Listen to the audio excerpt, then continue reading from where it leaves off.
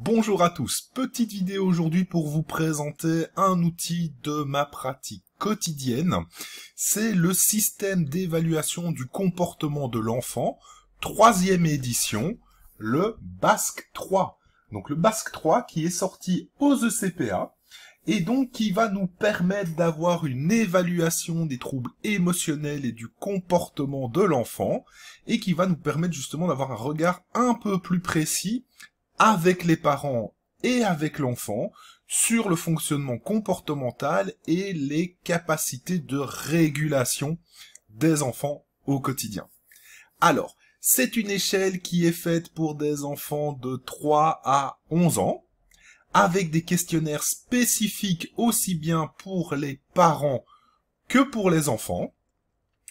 Et nous allons pouvoir justement investiguer toute une série de problématiques comportementales de type adaptabilité, anxiété, dépression, troubles de l'opposition des conduites, agressivité, toute une série justement de terminologies que nous allons croiser dans nos pratiques au quotidien.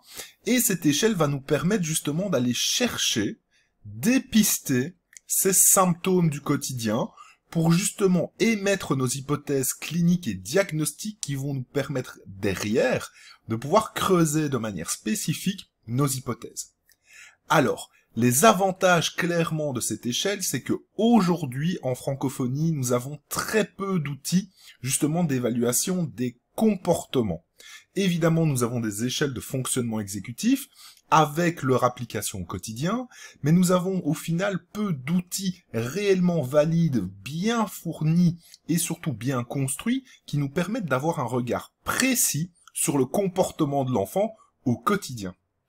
De plus, nous avons peu d'outils justement qui sont passés par l'enfant lui-même, donc d'avoir sa propre représentation de son fonctionnement au quotidien, de ce qu'il ressent, de comment il vit les choses. Justement, ce système d'évaluation du comportement de l'enfant, le BASC 3, va nous permettre de faire ça aujourd'hui, au travers du regard des parents qui remplissent le questionnaire, mais également du regard de l'enfant qui, chez le plus petit, 6-7 ans, va être en format entretien clinique, et au-delà de 7 ans, va nous permettre d'avoir son regard à partir de questionnaires, basés sur des vrais-faux, mais également sur la fréquence des problèmes qu'il peut rencontrer. Donc c'est bien un système d'évaluation qui est basé sur la fréquence des problématiques et qui va donc nous permettre d'aller chercher la symptomatologie et la fréquence des difficultés au quotidien. L'avantage également du BASC 3, c'est qu'il se repose sur les critères de diagnostic du DSM-5, c'est-à-dire vraiment un accord entre les deux systèmes, donc le système d'évaluation et le DSM-5, ce qui va nous permettre justement de mieux coller à ce qui est attendu quand on est dans ce cadre de diagnostic. Alors, évidemment, même si cet outil est extrêmement intéressant dans notre clinique, il a évidemment quelques petites limites. Alors, les petites limites, c'est qu'on peut regretter peut-être que par rapport à la forme américaine, nous n'ayons pas de forme enseignant. Effectivement, les difficultés comportementales qu'on va pouvoir retrouver à l'école, des difficultés d'adaptabilité, d'aller chercher des symptômes d'anxiété, de dépression en classe, sont extrêmement intéressants dans nos métiers. Malheureusement, dans cette version du BASC 3 en français, nous n'avons pas cette opportunité d'aller chercher ces informations avec un questionnaire spécifique pour les enseignants. Deuxième petite limite, c'est l'âge, puisque nous sommes sur des 3-11 ans.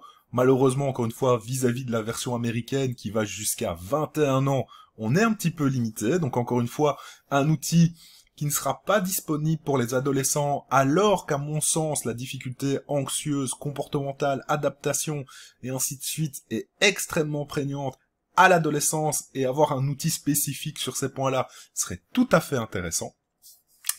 Et enfin, dernière petite chose à noter, c'est que, évidemment, ça reste un questionnaire, c'est-à-dire que vous allez chercher des informations, des symptômes, il sera nécessaire d'aller creuser derrière en entretien les hypothèses que nous avons pu poser sur base des questionnaires pour justement mieux comprendre ces symptômes, s'assurer que les parents et l'enfant aient bien compris de quoi nous parlions, pour ne pas tomber justement sur des hypothèses un peu farfelues, comme par exemple des difficultés avec le retrait social et l'adaptabilité et de se dire « Ah, ça c'est de l'autisme ».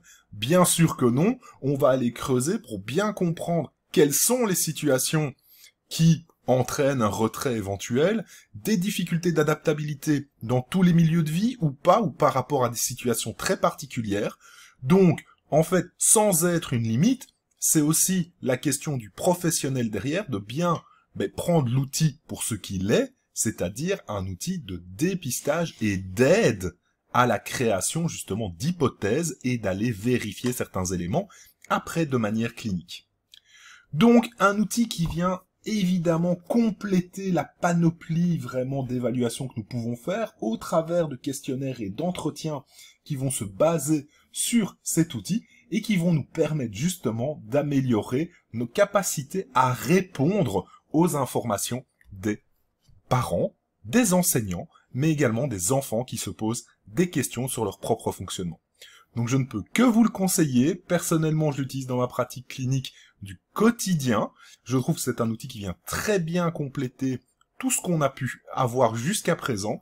Et donc, on se retrouve tout bientôt, évidemment, pour d'autres informations sur d'autres tests et d'autres évaluations. Allez, ciao!